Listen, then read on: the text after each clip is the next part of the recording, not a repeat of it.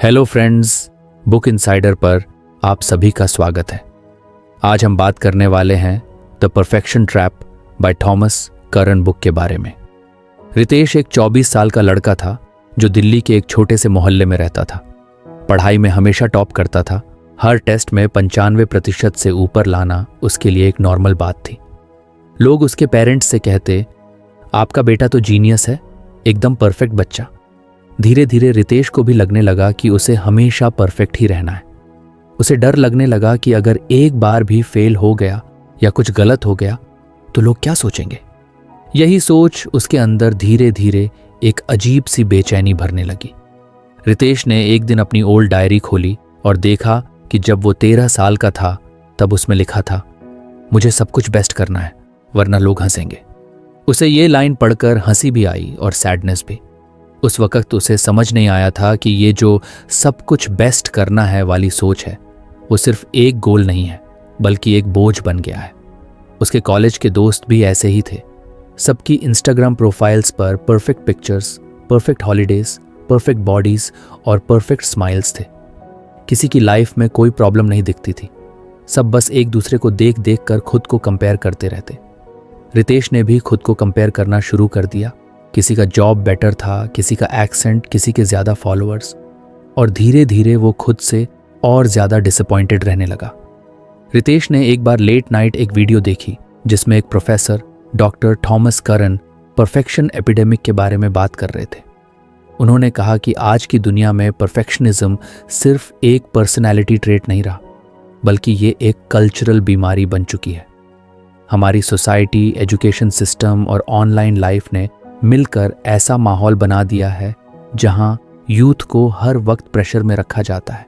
Perfect दिखो, perfect बोलो, perfect बनो।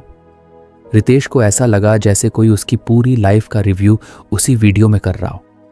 उसने पहली बार महसूस किया कि उसका हर डर, हर एंग्जाइटी इस ज़रूरत से जुड़ी हुई है कि उसे हमेशा परफेक्ट दिखना है। उसने रियलाइज़ किया कि जब भी वो कुछ नया शुरू करता था, जैसे गिटार सीखना या ब्लॉगिंग शुरू करना, तो कुछ गलत हो जाने के डर से ही वो उसे छोड़ देता था, सिर्फ इसलिए कि वो पहले दिन से ही एक्सपर्ट नहीं बन सकता था। एक दिन उसकी दोस्त साक्षी ने उसे बोला, रितेश, तू इतने प्रेशर में क्यों रहता है? कभी अपने लिए कुछ किया है? रितेश ने हंसकर कहा, करता हूं ना, लेकिन अगर वो परफेक्ट नहीं हुआ तो मजा नहीं आता। साक्षी ने मुस्कुराते हुए कहा, तो फिर तू कभी खुश नहीं हो पाएगा। Because perfection is a myth bro. कोई भी इंसान परफेक्ट नहीं होता, सिर्फ इंस्टाग्राम पर फिल्टर्स होते हैं। ये बात रितेश के दिल को छू गई। उसने उसी रात अपनी इंस्टाग्राम प्रोफाइल खोली और सारे हेवीली एडिटेड पिक्चर्स डिलीट कर दिए। उसने सोचा, जो हूं, जैसा हूं, वही दिखाऊंगा, because being real is better than being perfect. अगले दिन उसने अपनी पहली अनएडिटेड फोटो अपलोड की जिसमें वो हल्की सी मुस्कान के साथ अपने कमरे में बैठा था। ना कोई एग्जॉटिक बैकग्राउंड, ना कोई फिल्टर। कैप्शन था, परफेक्टली इम्परफेक्ट। धीरे धीरे रितेश ने अपने सोचने का तरीका बदला। जब उसे कोई मिस्टेक होती तो वो खुद को जज करने के बजाय समझाता, गलती करना नॉर्मल है, ग्रोथ गलती से ही होती है। पहले जहां वो हर चीज में 100% स्कोर लाने की कोशिश करता था, अब वो कोशिश करता कि वो कुछ नया सीखे, चाहे उसमें फेल ही क्यों ना हो जाए। उसने देखा कि जब उसने खुद को प्रेशर देना बंद किया तो उसकी क्रिएटिविटी खुलने लगी। पहले जहां वो ब्लॉग पोस्ट लिखने से डरता था कि लोग क्या कहेंगे, अब वो ओपनली अपनी फीलिंग्स और थॉट्स शेयर करता। उसके ब्लॉग्स में कोई ग्रैंड वर्ड्स नहीं होते थे, बस वो होता था जो वो सच में फील करता था। और सरप्राइजिंगली लोगों को वो ऑनेस्टी पसंद आने लगी। रितेश को समझ में आया कि परफेक्शनिज्म ने उसे काफ़ी टाइम तक रोके रखा। जब तक वो सोचता रहा कि सब कुछ परफेक्ट होना चाहिए, तब तक उसने कुछ शुरू ही नहीं किया। लेकिन जैसे ही उसने उस थॉट को छोड़ा, उसकी लाइफ में ईज और जॉय आने लगा। एक दिन उसने अपने छोटे कज़न आरव को देखा जो ड्राइंग कर रहा था। आरव की लाइंस थोड़ी टेढ़ी थी, कलर्स थोड़े बाहर जा रहे थे, लेकिन उसके चेहरे पर एक सेटिस्फैक्शन थी। रितेश ने पूछा, क्यों आरव, तुमको डर नहीं लगता कि लोग कहेंगे ड्राइंग अच्छी नहीं है? आरव ने इनोसेंस से जवाब दिया, क्यों डरूं, मुझे मज़ा आ रहा है। उस जवाब ने रितेश को अंदर तक हिला दिया। हम बड़े होकर इतनी सारी एक्सपेक्टेशंस और जजमेंट कैरी करने लगते हैं कि मज़ा ही भूल जाते हैं। हमें हर काम का रिजल्ट चाहिए, रिकग्निशन चाहिए, लेकिन उस प्रोसेस का जॉय खो जाता है। परफेक्शनिज्म हमें प्रोसेस से डिस्कनेक्ट कर देता है। रितेश ने अब एक नया रूटीन अपनाया। हर हफ्ते कुछ ऐसा करता जो वो सिर्फ फन के लिए करता, चाहे वो पेंटिंग हो, डांसिंग हो या एक बकवास सा जोक वीडियो बनाना। वो अब इन चीज़ों को रिजल्ट के लिए नहीं करता, सिर्फ इसलिए करता कि उसे अच्छा लगता है। और यही चेंज उसके अंदर एक नया कॉन्फिडेंस लेकर आया जो किसी ग्रेड, फॉलोअर काउंट या अवार्ड से नहीं आया था। कुछ महीने बाद रितेश ने एक सेमिनार अटेंड किया जिसमें युवाओं की मेंटल हेल्थ पर चर्चा हो रही थी। वहां उसने अपने एक्सपीरियंस शेयर किए, कैसे परफेक्शनिज्म ने उसे एंग्जाइटी में डाला और कैसे उसने खुद को उससे बाहर निकाला। उसके ऑनेस्ट वर्ड्स ने कई लोगों को इंस्पायर किया। कुछ लोग उसके पास आए और बोले, थैंक यू भाई, आपने जो बोला वो दिल को लगा। सेम स्ट्रगल चल रही थी हमारी भी। अगर आपको हमारी फ्री समरी अच्छी लगती है तो आप हमारे चैनल को सब्सक्राइब कर सकते हैं, हमारी मेंबरशिप खरीद सकते हैं या हमें यूपीआई के थ्रू सपोर्ट कर सकते हैं। अब समरी पर वापस चलते हैं। रितेश को उस दिन एक चीज़ बहुत क्लियरली समझ आई, जब तुम अपनी इम्परफेक्शंस के साथ खुद को एक्सेप्ट करते हो तब तुम दूसरों को भी ये परमिशन देते हो कि वो खुद को जैसे हैं वैसे एक्सेप्ट करें। आज रितेश किसी मल्टीनेशनल कंपनी में काम करता है, लेकिन उसके लिए सक्सेस का मतलब सिर्फ सैलरी या प्रमोशन नहीं है। उसके लिए सक्सेस का मतलब है मैं खुश हूं, मैं जो हूं उसे ओपन होकर जी रहा हूं और मुझे खुद से डर नहीं लगता। परफेक्शन एपिडेमिक एक साइलेंट किलर की तरह होता है। ये तुम्हें बाहर से स्ट्रांग दिखता है लेकिन अंदर से हॉलो बना देता है। ये तुम्हें अपनी रियल सेल्फ से डिस्कनेक्ट कर देता है और जब तक तुम इससे बाहर नहीं निकलते तुम कभी भी सच में फ्री फील नहीं कर सकते। लेकिन अच्छी बात यह है कि इस एपिडेमिक से बाहर निकलना पॉसिबल है। बस तुम्हें खुद से एक छोटी सी ऑनेस्ट बात करनी है, क्या मैं सच में खुश हूं या बस दिखा रहा हूं कि हूं? और अगर जवाब नहीं है तो अब टाइम आ गया है कि तुम अपने आप से सच में कनेक्ट करो। परफेक्शन नहीं, कनेक्शन ज्यादा जरूरी है खुद से, अपने इमोशन से और अपनी रियल लाइफ से। इस पूरी जर्नी में रितेश ने एक बात और सीखी, जब तुम दूसरों की नज़र में परफेक्ट बनने की कोशिश करते हो तो तुम हर दिन खुद से दूर हो जाते हो, लेकिन जब तुम अपने फ्लॉड वर्जन को गले लगाते हो तब तुम अपने आप से दोस्ती करना शुरू करते हो। और यही दोस्ती, यही ऑनेस्टी आज रितेश की सबसे बड़ी स्ट्रेंथ है। अब वो जानता है वो परफेक्ट नहीं है लेकिन रियल है, और यही सबसे बड़ी बात है। रितेश की जिंदगी अब थोड़ी बेहतर हो चुकी थी। पहले की तरह वो हर चीज में खुद को परफेक्ट साबित करने की कोशिश नहीं करता था। इंस्टाग्राम पर भी अब वो रियल फोटोज डालता था और अपने ब्लॉग में अपने डर, असफलताएं और खुशियां सब कुछ ऑनेस्टली लिखता था। लेकिन एक दिन ऐसा हुआ जिसने उसे फिर से सोचने पर मजबूर कर दिया कि वो जैसा सोच रहा था क्या सब कुछ वैसा ही है।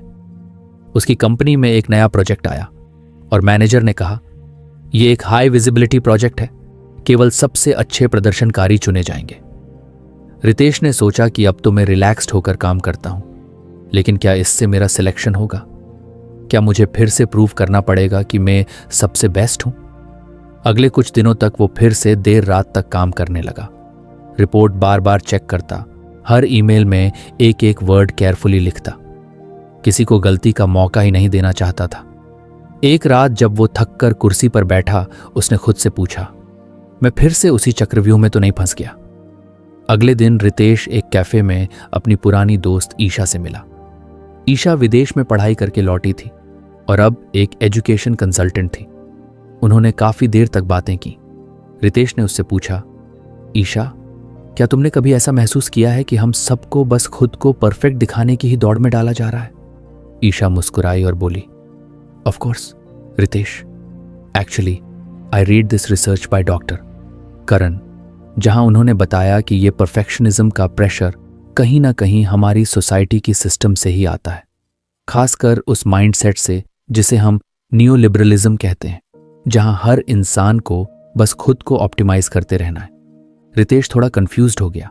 मतलब? ईशा ने समझाया, देखो, हम सबको बचपन से सिखाया जाता है be productive, don't waste time, be number 1, hard work pay off, और ये सब बातें धीरे धीरे हमारे दिमाग में बैठ जाती हैं। स्कूल से ही स्टार्ट हो जाता है। रिपोर्ट कार्ड में सिर्फ मार्क्स से तुम्हारी वैल्यू तय होती है। स्पोर्ट्स डे में सिर्फ विनर्स को मेडल्स मिलते हैं, बाकी बच्चे बस क्लैप करते हैं। फिर कॉलेज में कट थ्रोट कंपटीशन, फिर जॉब में परफॉर्मेंस मैट्रिक्स, और ये सब मिलकर एक मैसेज देते हैं कि तुम्हारी वैल्यू तुम्हारे काम, इमेज और रिजल्ट से ही है। रितेश ने धीरे से कहा, तो इसका मतलब है कि हम सिर्फ इंसान नहीं हैं, एक तरह से प्रोडक्ट बन गए हैं? ईशा ने सिर हिलाया।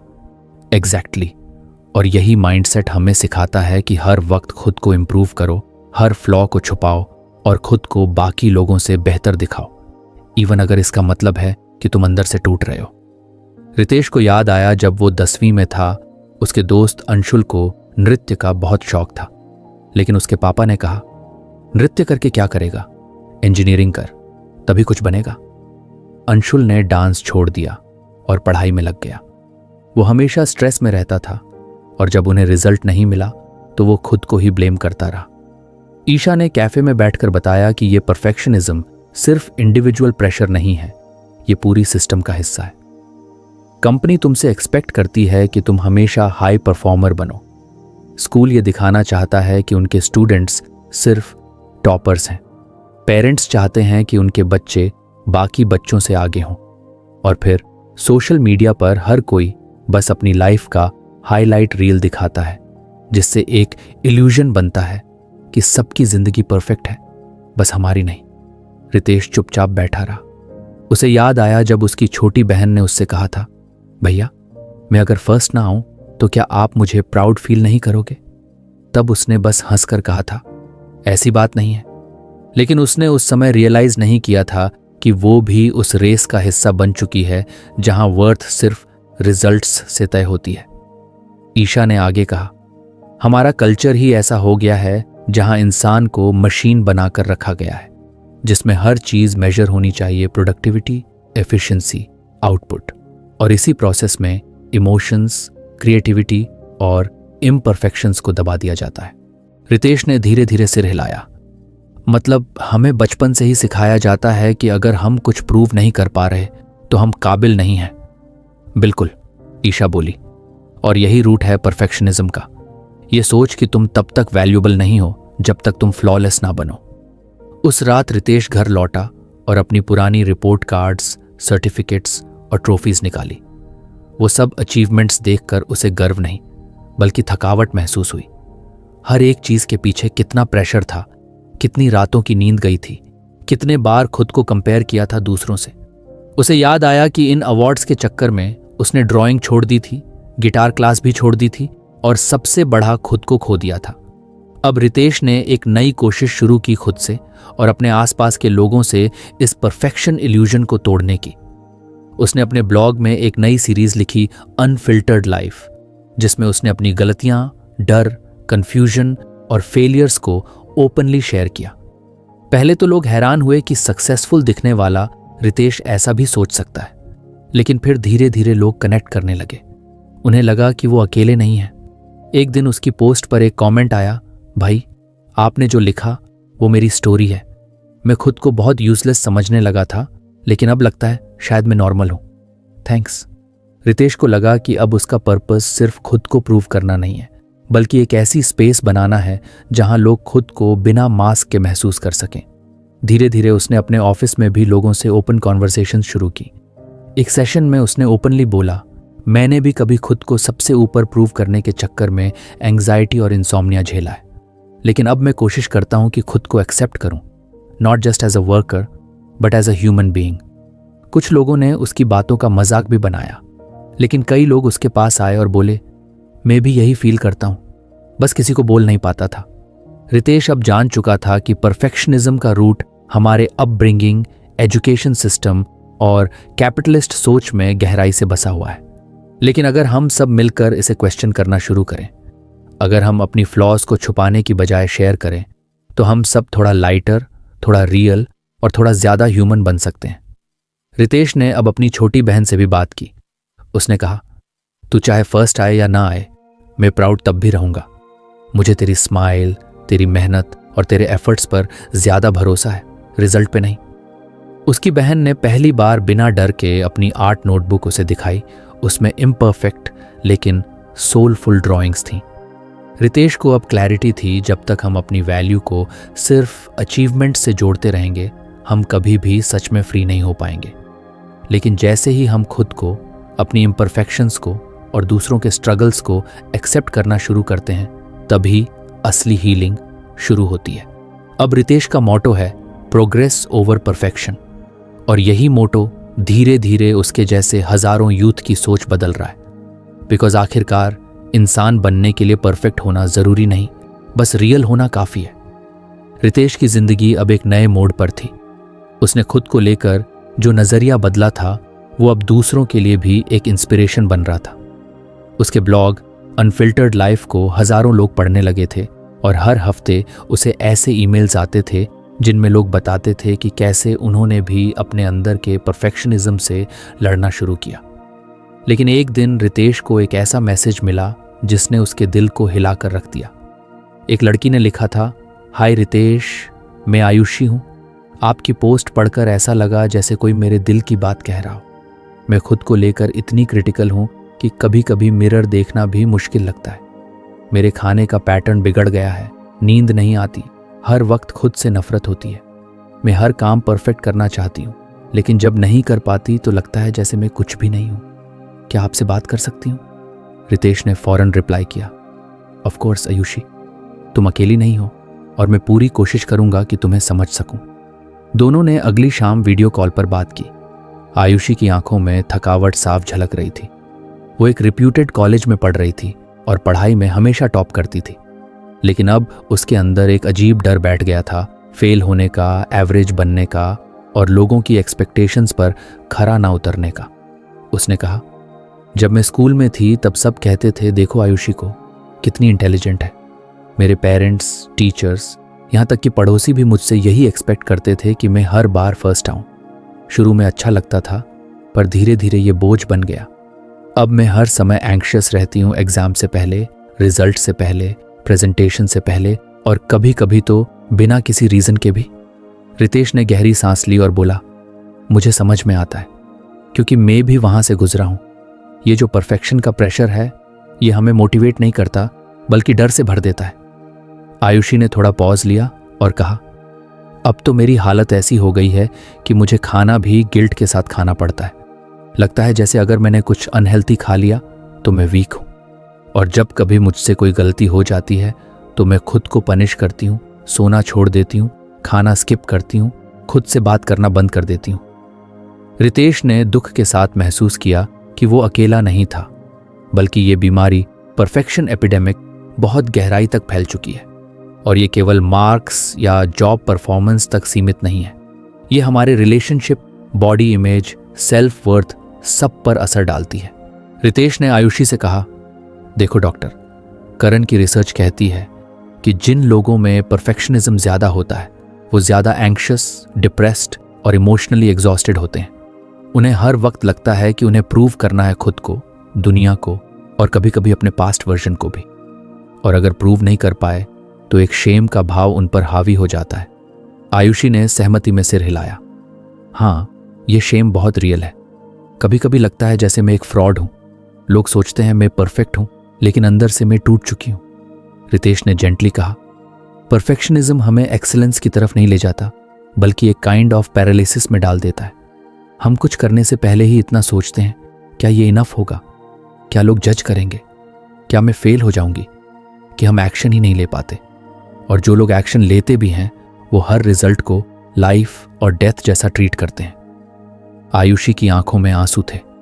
उसने कहा, कभी कभी तो ऐसा लगता है जैसे मैं रोबोट बन चुकी हूं। हर दिन same schedule, same goal, no fun, no rest, बस सर्वाइवल। और फिर भी सेटिस्फैक्शन नहीं आता। रितेश ने याद किया जब वो खुद बर्नआउट के उस स्टेज तक पहुंचा था जहां उसे सुबह बेड से उठना टॉर्चर लगता था। सिर भारी, आंखें सूजी हुई, दिल में घुटन, और फिर भी काम करना, क्योंकि उसे परफॉर्म करना था। कई बार उसने खुद को ये कहते हुए पकड़ा, तेरे पास कोई ऑप्शन नहीं है, तू फेल नहीं हो सकता। और यही सबसे डेंजरस पार्ट है परफेक्शनिज्म का। ये हमें इंसान से मशीन बना देता है। हम अपनी बॉडी के सिग्नल्स इग्नोर करते हैं, इमोशंस को सप्रेस करते हैं और बस एक रेस में भागते रहते हैं जो कभी खत्म ही नहीं होती। रितेश ने आयुषी को बताया, मैंने जब थेरेपी ली तो थेरेपिस्ट ने एक सिंपल बात कही, परफेक्शनिज्म न है कि आप अपना बेस्ट हो, ये है कि डर है कि आपका वर्स्ट उजागर हो जाएगा। और तब मुझे समझ आया कि हम परफेक्शनिस्ट लोग हमेशा डर में जीते हैं, रिजेक्शन का, क्रिटिसिज्म का, इनएडिक्वेसी का, और ये डर हमारी पूरी आइडेंटिटी को पकड़ लेता है। आयुषी चुप रही, लेकिन उसके चेहरे पर थोड़ी राहत थी। किसी ने पहली बार उसके दर्द को इतने साफ शब्दों में समझा था। रितेश ने उससे कहा, तुम्हें खुद से यह सवाल पूछना होगा, क्या मैं इस प्रेशर के साथ जिंदा रह सकती हूं? और अगर नहीं, तो क्या मैं खुद को वो परमिशन दे सकती हूं कि मैं इम्परफेक्ट बनूं और फिर भी लवेबल रहूं? आयुषी ने बहुत धीरे से कहा, मैं ट्राई करूंगी। रितेश ने उससे कुछ सिंपल प्रैक्टिसेस शेयर किए, जर्नलिंग, सेल्फ कंपैशन एक्सरसाइजेस और सबसे इंपॉर्टेंट खुद से डेली अफर्मेशंस कहना, जैसे I am enough even when I am not perfect और I deserve rest and peace. अगले कुछ हफ्तों में रितेश और आयुषी की बातचीत होती रही। धीरे धीरे आयुषी ने अपनी लाइफस्टाइल में छोटे छोटे बदलाव करने शुरू किए, सोशल मीडिया पर कंपेयर करना कम किया, खुद से हार्श बातें बोलना बंद किया और अपनी इमोशंस को एक्नॉलेज करना सीखा। एक दिन उसने रितेश को मैसेज किया, today I ate ice cream without guilt just because I wanted to. और हाँ, आज एक असाइनमेंट लेट सबमिट किया और वर्ल्ड खत्म नहीं हुआ। Thank you for helping me breathe again. Ritesh ने मुस्कुराते हुए रिप्लाई किया, आप ठीक हो रहे हैं एंड दैट्स ब्यूटिफुल। उस रात रितेश अपनी बैल्कनी में बैठा था और उसने आसमान की तरफ देखा। उसे लगा जैसे वो फिर से खुद से जुड़ रहा है, उस वर्जन से जो फ्लॉड है, मैसी है, लेकिन सच्चा है। परफेक्शनिज्म ने उसे कभी भी पीस नहीं दी थी, सिर्फ एग्जॉस्शन। लेकिन अब इम्परफेक्शंस ने उसे वो गिफ्ट दिया था कनेक्शन का, फ्रीडम का और सबसे जरूरी सेल्फ लव का। और रितेश जानता था ये जर्नी लंबी होगी, लेकिन अब वो अकेला नहीं था। अब और भी लोग उसके साथ थे, वो सब जो कभी खुद को नॉट इनफ मानते थे, लेकिन अब ये सीख रहे थे कि just being real is more than enough. Ritesh की जिंदगी में अब एक नया कंफर्ट आ गया था। उसने खुद से और अपने इम्परफेक्शन से समझौता करना सीख लिया था। मगर एक चीज थी जो बार बार उसकी सोच को चैलेंज करती थी, सोशल मीडिया। हर सुबह जब वह उठता, रिफ्लेक्स की तरह इंस्टाग्राम खोल लेता। एक बार स्क्रॉल शुरू होती तो कब आधा घंटा निकल जाता पता ही नहीं चलता। और इस स्क्रॉलिंग के बाद उसका मूड या तो डल हो जाता या माइंड में कोई कंपैरिजन शुरू हो जाता, मैं इतना ट्रैवल क्यों नहीं करता, ज़रेनिया मेरे ABS वैसी क्यों नहीं है। असिस्टेंट रितेश ने कुछ देर सोचा, फिर लिखा, हर दिन। फिर उन्होंने कॉल पर बात की। आयुषी ने बताया कि अब जब वो थोड़ा स्टेबल फील करने लगी थी, उसने अपने आप को थोड़ा रिलैक्स करने की परमिशन दी। लेकिन जैसे ही उसने इंस्टाग्राम पर वापस आना शुरू किया, वो फिर से उसी वर्लपूल में फंसने लगी। एक लड़की है मेरी क्लास में, उसने एक वीडियो पोस्ट किया जिसमें वो बाली में सनसेट योगा कर रही है और उसके नीचे लिखा था, ग्रेटफुल फॉर दिस पीस। मैंने उसी मोमेंट अपने कमरे के गंदे फ्लोर पर बैठे हुए खुद को कंपेयर करना शुरू कर दिया। उसने उदासी से कहा। रितेश को जैसे डेजा वू हो गया। उसे याद आया जब वो खुद एक बार अपने पुराने दोस्त की एंगेजमेंट फोटोज देखकर पूरी रात सोचता रहा कि उसकी लाइफ इतनी लोनली क्यों है। सोशल मीडिया एक इल्यूजन है आयुषी, रितेश ने कहा। हम सब वहां अपनी बेस्ट वर्जन पोस्ट करते हैं, फिल्टर्ड, एडिटेड, क्यूरेटेड। कोई नहीं दिखाता कि वो रो रहा है, कंफ्यूज्ड है या सुबह उठकर अनमोटिवेटेड फील करता है। आयुषी ने सहमति में सिर हिलाया। लेकिन जब हम वो सारे परफेक्ट फोटोज देखते हैं तो लगता है कि हमारी जिंदगी ही खराब है। रितेश ने कहा, एग्जैक्टली, ये क्यूरेटेड रियलिटी हमें ये महसूस कराती है कि हम कम हैं, और जितना हम स्क्रॉल करते हैं उतना ही हम अपने फ्लॉस से और अनकंफर्टेबल हो जाते हैं। रितेश ने उसे करण की बात बताई। The more curated our feeds, the more flawed we feel by contrast.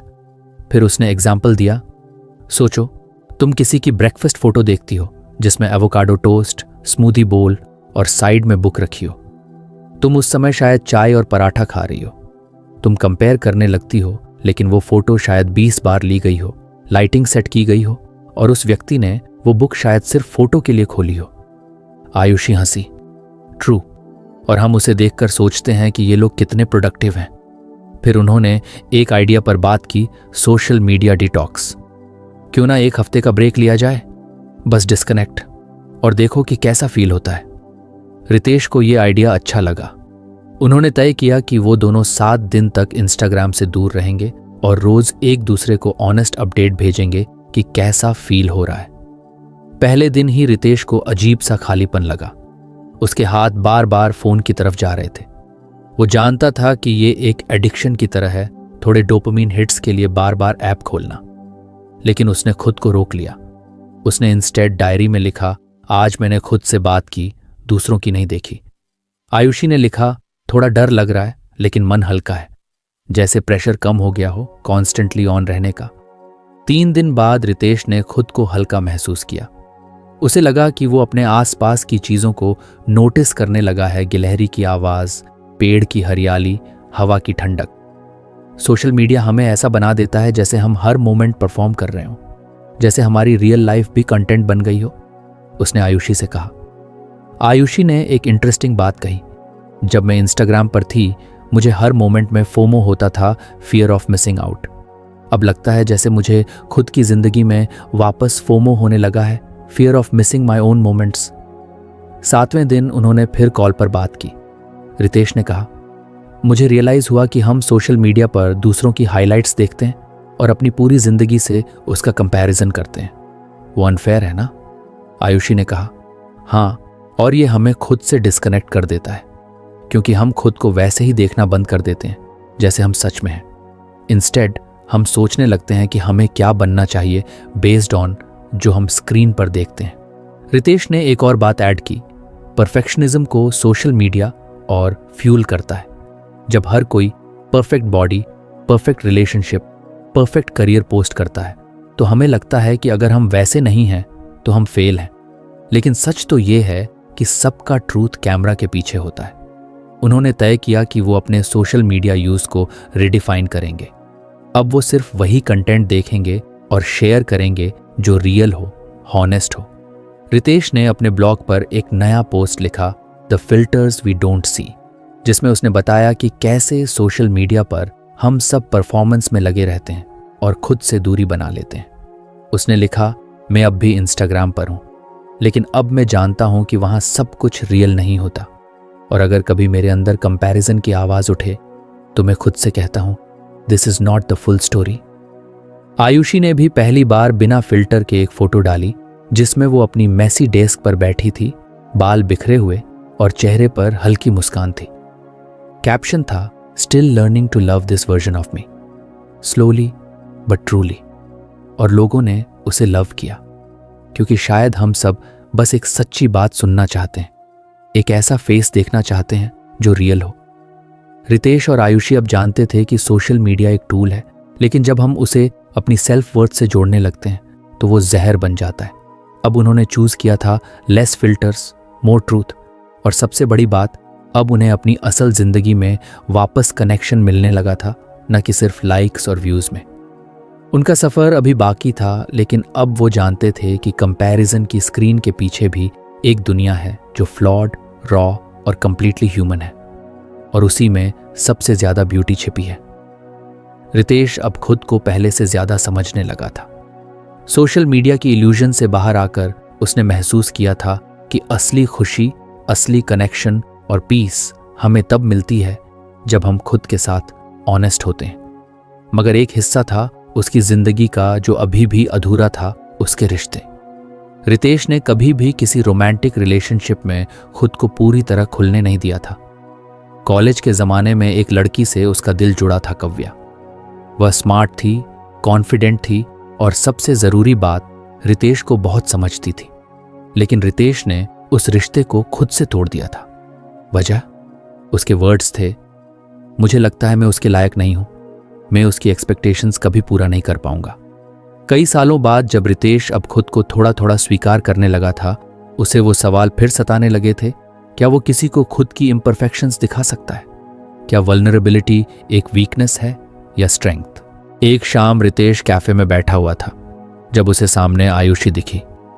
उनके बीच एक अच्छा बॉन्ड बन चुका था, बहुत बातें शेयर की थी उन्हें, लेकिन दोनों के बीच कुछ ऐसा था जो कभी खुलकर सामने नहीं आया था। रितेश के दिल में कुछ फीलिंग्स बनने लगी थी, लेकिन वो फिर से हेजिटेट कर रहा था।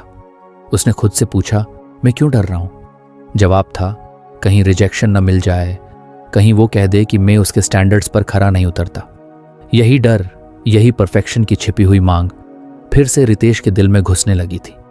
वो घर आया और डायरी में लिखा, मैं हर चीज़ परफेक्ट क्यों चाहता हूँ? क्या कोई रिश्ता कभी परफेक्ट होता है? या मैं बस उस आइडिया के पीछे भाग रहा हूँ जो असल में एग्जिस्ट ही नहीं करता? उसने थेरेपी में इस बारे में बात की। थेरेपिस्ट ने कहा, परफेक्शनिज्म रिश्तों में सबसे बड़ा पॉइजन होता है, क्योंकि ये हमें कनेक्शन से दूर कर देता है। जब तक हम खुद को पूरी तरह खुलने नहीं देते, वल्नरेबिलिटी नहीं दिखाते, तब तक इंटीमेसी नहीं बनती। और इंटीमेसी के बिना कोई भी रिश्ता सिर्फ एक सरफेस होता है, डेप्थ नहीं होती। रितेश को याद आया कि काव्या के साथ भी उसका रिश्ता ऐसा ही था। वो हमेशा खुद को स्ट्रांग और सॉर्टेड दिखाता रहा, कभी अपने डर, अपने इमोशनल स्ट्रगल्स शेयर नहीं किए।